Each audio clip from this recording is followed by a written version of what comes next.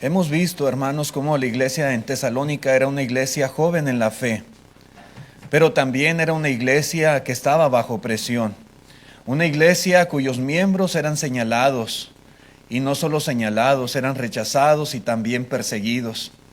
Pero lo más sorprendente cuando uno lee y estudia esta carta es que a pesar de todas estas cosas, los hermanos se mantenían firmes en la fe.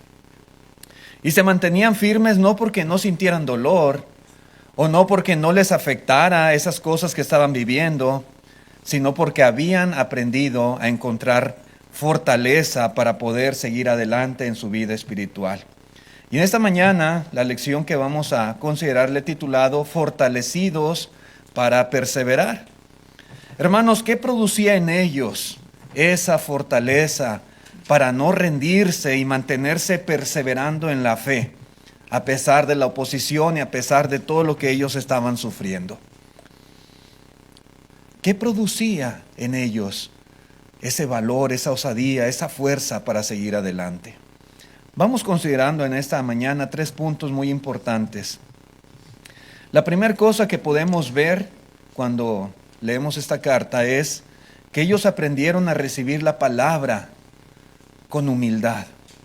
Continuando la lectura, en la primera carta a los Tesalonicenses, capítulo 2, en el verso 13 dice: por lo cual también nosotros, dice el apóstol Pablo, sin cesar, constantemente, damos gracias a Dios de que cuando recibisteis la palabra de Dios que oísteis de nosotros, la recibisteis no como palabra de hombres, sino según es en verdad la palabra de Dios, la cual actúa en vosotros los creyentes. Hermanos, Pablo expresa un sentimiento muy profundo de gratitud hacia nuestro Dios, porque estos hermanos habían aprendido algo que es fundamental en la vida de todo cristiano. ¿Qué habían aprendido? Habían aprendido a recibir la palabra de Dios con la actitud correcta. Muchas personas pueden oír la palabra de Dios, pero no todas la escuchan con la actitud apropiada, la actitud que debe de ser. Ellos sabían que Pablo era un hombre, y como tal, Pablo no era perfecto. Pero ellos también entendieron que cuando la palabra es predicada fielmente, en este caso no era Pablo quien hablaba, sino Dios. Dios, hermanos, es el que habla a través de su palabra. Y por eso ellos no escuchaban estas enseñanzas, esta predicación, todo eso que les fue transmitido para cimentar, para fundamentar su fe, con orgullo o con indiferencia, sino con humildad y con reverencia a el Señor. Escuchar la palabra de Dios necesita ser hecho con toda humildad y con reverencia por proceder del Dios Todopoderoso. Y por eso, hermanos, nosotros podemos darnos cuenta cómo ellos se mantenían fuertes y firmes, porque la palabra de Dios había sido provechosa, productiva en la vida de ellos. Hermanos, yo creo que este concepto lo cambia todo en la vida de los creyentes. Hoy en día sigue siendo el mismo principio fundamental. Sí, cuando abrimos la Biblia, cuando abrimos este libro sagrado y lo leemos y lo estudiamos, debemos recordar siempre, que nunca se nos olvide esto, hermanos, que es Dios mismo hablando a nuestro corazón. Es Dios, porque es su palabra. Hermanos, estas cosas que nosotros leemos y estudiamos y a veces compartimos con todas las personas, es algo que sale de la mente y de la boca de nuestro Dios. Es palabra, como dice Pablo a Timoteo, inspirada por Dios. Es revelación divina para nosotros, para todo ser humano. Pero cuando la leemos podemos decir, esto es para mí. Dios me está hablando a mí. Así que, hermanos, cuando la leamos, la escuchemos o la estudiemos, algo muy importante es no discutir con ella, no contradecir a la palabra, no distorsionar lo que leemos. Simplemente reconozcamos la palabra como lo que es en verdad, la palabra de nuestro Dios. Necesitamos escuchar lo que Dios tiene que decirnos. Tenemos que aferrarnos a esas palabras para poder mantener nuestra fe, nuestra confianza. No soltamos, no negociamos, no abandonamos estas verdades y estas promesas que han quedado escritas para nuestro conocimiento y crecimiento espiritual. Es como cuando una persona, en medio de la tormenta, en medio de la inundación que va arrasando todo, se aferra a una roca, se aferra a un árbol para no ser arrastrado. Así mismo, hermanos, así mismo es la palabra de Dios, algo a lo cual nosotros tenemos que aferrarnos cuando las cosas no van bien. A veces hay hermanos que desafortunadamente pierden la fe. Y lo hemos visto, tristemente. Pero sucede esto, hermanos, no porque Dios haya fallado. Esto acontece porque ellos se sueltan de la palabra de Dios. En vez de aferrarse a ella con todas sus fuerzas, se sueltan y se dejan arrastrar, se dejan llevar. La escucharon, pero no con la actitud correcta. La escucharon, pero no la obedecieron. Y eso hace que poco a poco se vayan debilitando. Y a la postre, repito, desafortunadamente pierden la fe. Por eso, hermanos, la Escritura nos exhorta mucho en este sentido. Por ejemplo, el Salmo 119, versículo 11, dice: en mi corazón he guardado tus dichos para no pecar contra ti. Hermanos, la palabra de Dios es muy poderosa, pero solamente es poderosa en nuestra vida cuando la escuchamos y la recibimos con la actitud correcta, con humildad, con respeto, con reverencia. Cuando la ponemos, la grabamos en nuestro corazón y la llevamos a la práctica continua.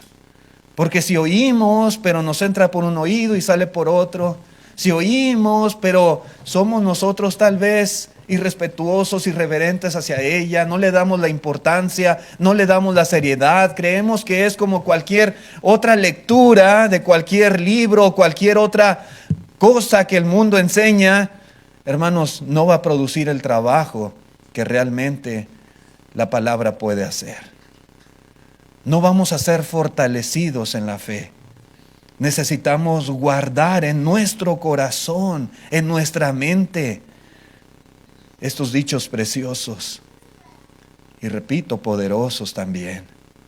El Señor Jesucristo dijo en Mateo capítulo 7, versículo 24: cualquiera pues que me oye estas palabras y las hace, dice Jesús. ¿Qué con él? ¿Qué con ella? Dice: le compararé a un hombre prudente que edificó su casa sobre la roca, y descendió lluvia, y vinieron ríos, y soplaron vientos, y golpearon contra aquella casa, y no cayó, porque estaba fundada sobre la roca. Así es el hombre, así es la persona que escucha la palabra de Dios con buena actitud y la obedece y la hace. Es como una casa con un cimiento firme, con un fundamento establecido, dice el Señor, sobre una roca. Nada le va a poder mover, nada le va a poder derribar, ni los vientos, ni la lluvia, ni los ríos, nada lo va a soportar todo, porque ha recibido la palabra de Dios con la actitud correcta. Esto es muy importante. El apóstol Pedro también dijo lo siguiente en una ocasión que el Señor estaba ahí con sus 12 apóstoles, 12 discípulos, y les dice el Señor ¿queréis acaso iros también vosotros? Noten el verso 68. Le respondió Simón Pedro: Señor, ¿a quién iremos? Tú tienes palabras de vida eterna, y nosotros hemos creído y conocemos que tú eres el Cristo, el Hijo del Dios viviente. ¿No es lo mismo que nosotros hemos aprendido? ¿No es lo mismo que nosotros hemos llegado a conocer, hermanos y hermanas? ¿No es lo mismo que nosotros un día confesamos delante de todos que Jesús es el Cristo, el Hijo del Dios viviente? Sí, lo hemos hecho. Y si nosotros lo creemos y lo hemos confesado abiertamente, como dice el apóstol Pedro, entonces ¿a quién más podemos acudir? ¿A quién iremos? Si solamente Cristo tiene palabras de vida eterna, ¿cómo alejarnos de Él? ¿Cómo alejarnos de su palabra, que es nuestra guía, que es nuestra fortaleza, que es el ancla de nuestra vida? Si lo dejamos, hermanos, no hay a nadie más, ningún hombre, ninguna persona, nadie a quien acudir. Nadie puede hablar como el Señor habló. Nadie puede decir las verdades y las promesas fielmente como Jesús lo hizo. Dejar al Señor, dejar su palabra, sería, digo yo, literalmente sellar nuestra propia condenación. Dejarle. Por eso, los tesalonicenses entendieron perfectamente este principio fundamental y lo llevaron a la práctica. Por eso, hermanos, ellos perseveraron. Por eso, a pesar de que su vida era muy difícil, a pesar de la oposición con la cual estaban luchando, ellos se mantuvieron firmes en la fe, se aferraron a la voz de Cristo, y eso fue algo que les fortaleció grandemente. Mientras eran perseguidos y tentados a rendirse, la palabra de Dios, como dice Pablo, actuaba en ellos, en los creyentes, y la palabra de Dios les sostenía para que no se rindieran. Hermanos, ¿cómo estamos recibiendo nosotros la palabra de Dios? Eso es algo muy importante, porque tarde que temprano puede ser que venga a nuestra vida una situación difícil, que estemos pasando por alguna prueba, por alguna cuestión dura, y que nos veamos tentados también a rendirnos, a bajar la guardia, a retroceder, a dejar el camino de Dios. Que lleguemos a pensar, pues qué caso tiene que yo siga siendo cristiano, que siga sirviendo a Dios. Si me pasa esto, si viene este problema a mi vida y luego viene este otro, y estoy teniendo dificultades por causa de mi vida en Cristo, pues mejor dejo todo. ¿Para qué quiero problemas? Y alguien puede pensar así. Por eso es muy importante meditar y reflexionar cómo estamos recibiendo la palabra de Dios. Como una costumbre. Vengo, me siento y a ver, entreténganme. Hablen bonito, digan un mensaje bonito que me llame la atención, que me mantenga despierto. De esa manera, como algo que ya sabemos. Oh, sí, eso yo ya lo he leído, ya lo sé. Bla, bla, bla. ¿Cómo estamos recibiendo la palabra de Dios? Como un mensaje precioso, entendiendo que es Dios quien está hablando a nuestro corazón, que la palabra de Dios muchas veces necesita ser repetida para que la grabemos, para que no se nos olvide, para traer a la memoria esos principios frescos y esas promesas, para que nos fortalezcan más, nos alimenten espiritualmente y podamos continuar perseverando en la fe del Señor. ¿Con qué actitud recibimos su palabra? Hermanos, la forma en la cual la recibimos determina cuánto nos fortalece. Si la recibimos, repito, con respeto, con reverencia, con obediencia, vamos a ser grandemente fortalecidos. Pero si no, la palabra de Dios da de cuenta que no la recibimos y no va a producir el trabajo que Dios espera que produzca. Si queremos, hermanos, recibir esa fuerza para perseverar hasta el fin, debemos amar la palabra porque es Dios quien a través de ella está tratando de ayudarnos, está proveyendo para nuestra vida lo que es necesario para que continuemos y podamos llegar a la meta que nos hemos trazado. Pero otra cosa muy importante para ser fortalecidos y poder perseverar en la fe de Dios es descansar en su justicia. Continuando ahí la lectura en el versículo 14 del capítulo 2 de esta carta, dice: porque vosotros, hermanos, vinisteis a ser imitadores de las iglesias de Dios en Cristo Jesús que están en Judea. ¿Cómo vinieron a ser imitadores los tesalonicenses? Bueno, dice, pues habéis padecido de los de vuestra propia nación las mismas cosas que ellos padecieron de los judíos. Verso 15, los cuales mataron al Señor Jesús y a sus propios profetas, y a nosotros nos expulsaron. Dice, y no agradan a Dios, y se oponen a todos los hombres, impidiéndonos hablar a los gentiles para que éstos se salven. Así, dice Pablo, así colman ellos siempre la medida de sus pecados, pues vino sobre ellos la ira hasta el extremo. Hermanos, otra forma en que estos cristianos evitaron ser vencidos por las aflicciones fue precisamente a través del conocimiento de la justicia de nuestro Dios. Los tesalonicenses estaban sufriendo de los de su misma nación, no por haber hecho algo malo, no porque hubieran sido delincuentes, ladrones, estafadores, asesinos, no. Por eso no estaban siendo perseguidos, sino por ser fieles a Cristo Jesús.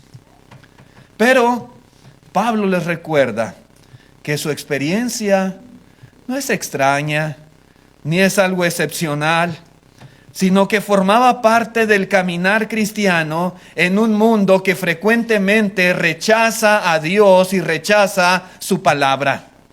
Ir contra la corriente del mundo implica precisamente estar expuesto a vituperios, a escarnios, a burlas y también a afrentas y persecución. Y era precisamente lo que ellos estaban experimentando de los de su misma nación. Hermanos, las iglesias de Judea ya habían pasado por esa misma situación a mano de los judíos. Los judíos, dice Pablo, mataron a Cristo, mataron a los profetas. A nosotros nos expulsan, no nos reciben. Y aún son estorbo para predicar el evangelio a las personas y particularmente a los gentiles. Esto hacían los judíos. Cuando un creyente, hermanos, comprende esto, deja de verse a sí mismo como una víctima, como una persona abandonada. Cuando está consciente de estas cosas, empieza a reconocerse como un discípulo que ahora participa de los mismos padecimientos que Cristo Jesús, y que sus profetas, y que muchos santos hombres de Dios. Pero luego Pablo dirige su atención hacia quienes causaban ese sufrimiento. Y Pablo de alguna manera está afirmando que esas personas, al rechazar el evangelio y a oponerse a la obra de Dios, estaban llenando la medida de sus pecados. Estaban colmando la paciencia de nuestro Dios. Eso hacían. De alguna manera, lo que Pablo está diciendo en esta carta es que Dios, hermanos, es paciente. Que Dios soporta por mucho tiempo aún la maldad humana. ¿Con qué propósito? Para darles la oportunidad a que se arrepientan, a que cambien, a que dejen de hacer esas cosas que Dios reprueba. Pero esa paciencia también, por lo que menciona aquí el apóstol, no es infinita. Esa paciencia tiene un límite llega un momento en que la justicia divina se manifiesta sobre esas personas que colman la medida de Dios. En Génesis capítulo 15 encontramos un lenguaje similar. Dice aquí el Señor: y en la cuarta generación volverán acá, porque aún no ha llegado a su colmo la maldad del amorreo hasta aquí. Los amorreos, los que habitaban la tierra de Canaán, eran personas malas. Pero Dios, hermanos, estaba teniendo paciencia con ellos. Pero iba a llegar un momento en que esa paciencia se iba a terminar y que ellos iban a colmar la paciencia con su maldad. Y esto sucedió precisamente en los tiempos de Josué. Y Josué y el pueblo de Israel fueron usados como un instrumento de justicia para traer juicio sobre estas naciones que habitaban esta tierra. Pero dice aquí, aún no ha llegado a su colmo la maldad. También podemos ver en Daniel capítulo 8, versículo 23. Dice: y al fin del reinado de estos, cuando los transgresores lleguen al colmo, se levantará un rey altivo de rostro y entendido en enigmas. Hermanos, los judíos que abandonaron la ley de Dios, estos transgresores, como se les refiere aquí, un día iban a llegar al colmo. Y entonces Dios iba a actuar sobre ellos. Podemos decir que, hermanos, cada injusticia, cada persecución y cada rechazo hacia sus hijos es visto por Él, es visto por Dios. Nada pasa desapercibido a su mente, a sus ojos. Aunque en el presente parezca que los malvados prosperan y que los justos sufren, Pablo les recuerda que Dios sigue teniendo el control de la historia, que Él sabe cada situación, cada detalle, cada lágrima derramada por los hijos de Dios, cada clamor, Él lo escucha, Él lo sabe. Y este conocimiento transforma profundamente la actitud del creyente. Saber, hermanos, que Dios lo conoce todo, que Dios se da cuenta cuando experimentamos pues lo que ellos estaban sufriendo. Persecución, oposición. Cuando los malos se interponen a veces en nuestro servicio a Dios o en la predicación de la palabra, Dios lo sabe todo. Cada injusticia Dios la conoce. Pero ellos entendieron que cuando una persona confía en la justicia de Dios, deja de vivir dominada por el resentimiento. Ellos entendían que cuando Dios mira todo esto y Dios lo toma en cuenta, y un día su paciencia se va a colmar y Él va a actuar por lo que estos hacen, entonces el cristiano deja de vivir dominado por el resentimiento. Ya no necesita vengarse, ya no necesita cargar con rencores, con amarguras en su corazón. Puede seguir adelante porque sabe que su causa está en manos del juez perfecto. Lo sabe. Así que, hermanos, descansar en la justicia divina libera nuestro corazón de un peso innecesario y nos permite caminar con paz aún en medio de la adversidad. Ese era el sentir de nuestro Señor Jesucristo también. En 1 de Pedro capítulo 2, verso 23, dice el apóstol Pedro, quien cuando le maldecían, no respondía con maldición. Cuando padecía, no amenazaba, sino encomendaba la causa. ¿A quién? Al que juzga justamente. Cuando uno entiende que hay un Dios que todo lo ve y todo lo sabe y que juzga justamente, hermanos, podemos estar tranquilos. podemos afrontar las situaciones de la vida con paz, con serenidad, con paciencia, con perseverancia. Así que esta carta inspirada, hermanos, nos recuerda que ser fortalecidos para perseverar implica aprender a descansar en el que juzga justamente. Significa que Él ve, que Él actúa en su tiempo y que Él, nuestro Dios, nunca se equivoca. Cuando el creyente vive con esta convicción, con esta mentalidad, puede seguir adelante sin endurecer su corazón, sin perder la fe y sin rendirse aún cuando el camino sea difícil. Porque ha aprendido a confiar en Dios y que Él es justo y que Él dará el pago a su debido tiempo. Pero otra cosa también muy importante para poder perseverar en la fe, para ser fortalecidos y poder seguir adelante, es ser sostenidos por la esperanza de su venida. Yo decía en el estudio de esta carta que es algo que se enfatiza mucho. Pablo hace mucho hincapié en la venida del Señor Jesús.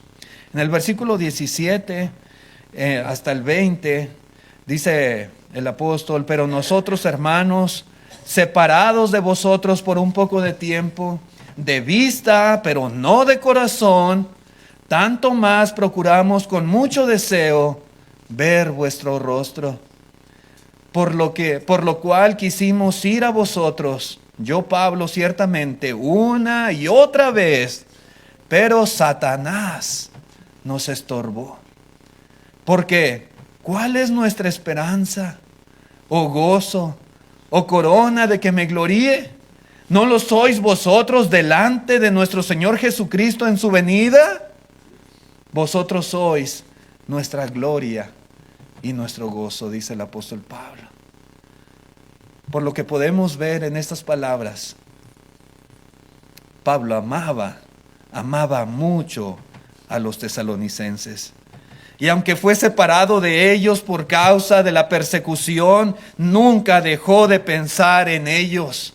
Nunca dejó de anhelar volver a ver a los hermanos en esa ciudad. Ellos estaban en su corazón. Y es que, hermanos, el evangelio crea lazos tan fuertes que la separación se siente como una herida que duele. Cuando uno está separado de los hermanos con los cuales ha convivido, con los cuales ha trabajado y ha servido en la fe del Señor, se siente, se extraña, duele, como lo sentía Pablo. Él anhelaba y muchas veces procuró ir y estar con ellos, pero fue impedido. Fue impedido. Hermanos, Pablo estaba lejos, tal vez de esa ciudad, lejos de estos hermanos, pero no era indiferente al sufrimiento de ellos. Él sabía y oraba por ellos. Se preocupaba por su condición y sobre todo por su vida espiritual, para que no se desanimaran, para que ellos siguieran adelante. Y por eso, hermanos, hizo todo lo posible para volver a ellos. Lo intentó una y otra vez, pero encontró obstáculos que él identifica como obra de Satanás. El diablo mismo fue tropiezo, fue estorbo para que él no pudiera ir y estar con los hermanos. Esto nos recuerda que muchas de las dificultades que enfrentamos en el camino cristiano no son casuales. Hermanos, no es simplemente algo que sucedió al azar. Existe una batalla espiritual real donde Satanás busca debilitar, busca dividir, busca desanimar al pueblo de Dios. Es el diablo quien está estorbando, quien está impidiendo que nosotros hagamos lo que es necesario hacer para la obra del Señor. A pesar de esto, podemos ver que la esperanza ni de Pablo ni de los hermanos se debilitó, se quebrantó. Él menciona, hermanos, una de las declaraciones más hermosas que podemos nosotros leer en esta carta. Él dice: ¿cuál es nuestra esperanza o gozo o corona de que me gloríe? ¿No lo sois vosotros delante de nuestro Señor Jesucristo en su venida? Dice Pablo, vosotros sois nuestra gloria y nuestro gozo.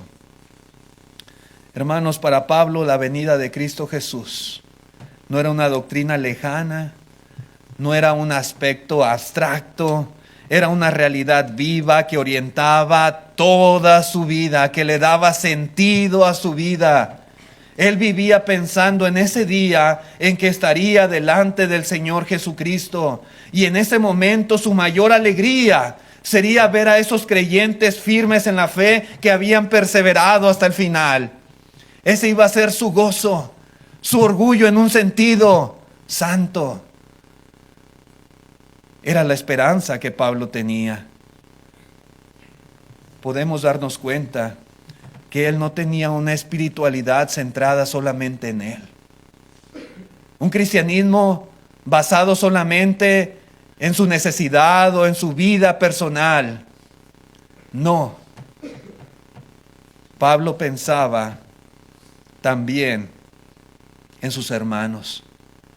Su gozo eterno estaba ligado al crecimiento espiritual de otros.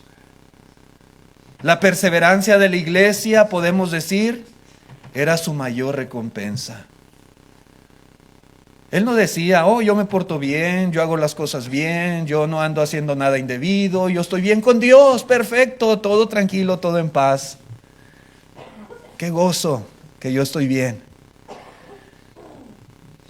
Su alegría, el gozo que fortalecía su corazón y que le animaba mucho, era saber que los hermanos estaban bien, que los hermanos no se desanimaban, que ellos seguían adelante y se preocupaba por esta situación y trataba de hacer todo lo posible para que ellos pudieran continuar en su vida espiritual.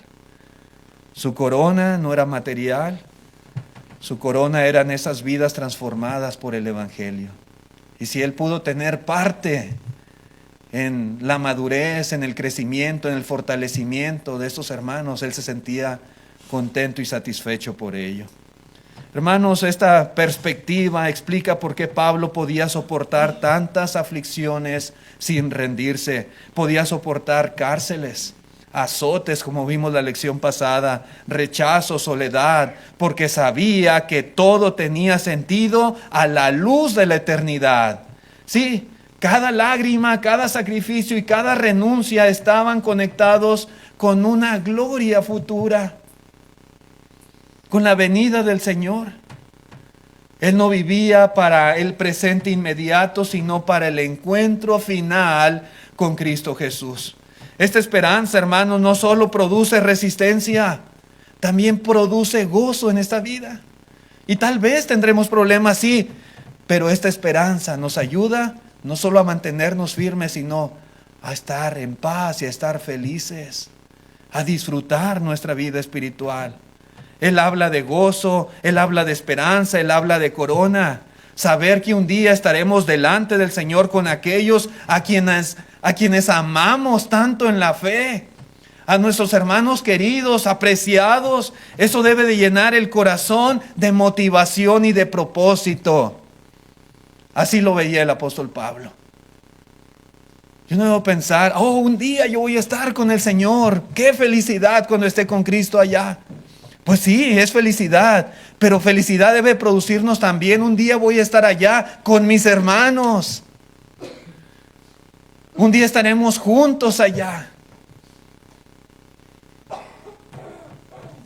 En este sentido, hermanos, la palabra de Dios nos enseña que la esperanza y perseverancia cristiana no se alimentan solamente de disciplina, sino de amor también. No seguimos adelante solo porque debemos, es que debo, es que tengo que. Seguimos adelante porque esperamos, porque hay algo allá, que tenemos esa certeza y ese anhelo de recibir. Esperamos ver a Cristo y por eso seguimos adelante, sin importar las pruebas a las que somos sometidos. Esperamos escuchar su voz. Esperamos recibir su aprobación. Y esperamos compartir su gloria con todos nuestros hermanos. Y por eso tomamos fuerzas. Por eso somos fortalecidos para seguir adelante y perseverar. Cuando esta esperanza gobierna el corazón, entonces el creyente no se rinde. Puede cansarse tal vez, puede llorar tal vez, puede tropezar, pero no abandona el camino porque sabe que lo mejor aún está por venir. En conclusión, hermanos, cuando nosotros recibimos la palabra de Dios con humildad, somos fortalecidos para perseverar.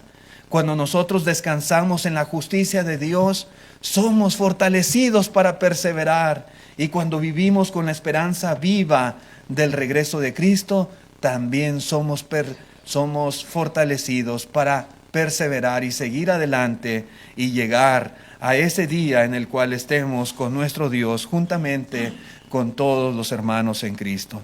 Tal vez el camino sea difícil, pero como hemos visto, no caminamos solos, no estamos solos. Dios sabe y Dios está con nosotros. Él nos habla, Él obra en nuestra vida y, como dice Pablo, Cristo viene pronto. Por eso, por estas razones, sigamos firmes, sigamos fieles y sigamos adelante, fortalecidos y fortaleciéndonos unos a otros para poder perseverar y llegar un día a alcanzar esa corona de la vida eterna. Nuestro corazón es fortalecido aún en medio de las pruebas si nosotros hacemos todas estas cosas que la palabra de Dios nos exhorta. Gracias, hermanos, muchas gracias por su atención a este mensaje. Ojalá que lo que hemos aprendido nos ayude, ¿verdad? Y nos anime a seguir adelante en nuestra vida cristiana. Animamos también a las personas que aún no han tomado esta decisión de servir a Cristo, de entregar su vida a Él y ser fieles al Señor. Yo sé que a veces hay temores, que a veces hay por ahí preocupaciones, el qué dirán, la familia, las críticas, etcétera. Pero vale la pena sufrir por Cristo. Vale la pena hacer su voluntad y recibir su perdón y venir a formar parte de su familia, de su pueblo. Si alguien en esta mañana, alguna persona, algún amigo visitante quiere obedecer al Evangelio, quiere entregar su vida al Señor y ser bautizado, sepultado con Cristo, recibir el perdón de sus pecados, pues puede manifestarlo. Hoy es el día de salvación y el Señor le invita de todo corazón a que acepte este regalo de su gracia que Él le está ofreciendo. ¿Hay alguien en esta hora? ¿Hay alguna persona? Si alguien quiere venir a Cristo, levante su mano, por favor. ¿Hay alguien? Ok, la invitación está en pie. A continuación vamos a cantar un himno de invitación y a través de este himno seguimos extendiendo la invitación que el Señor le hace en esta mañana. Muchas gracias a todos, que Dios les bendiga.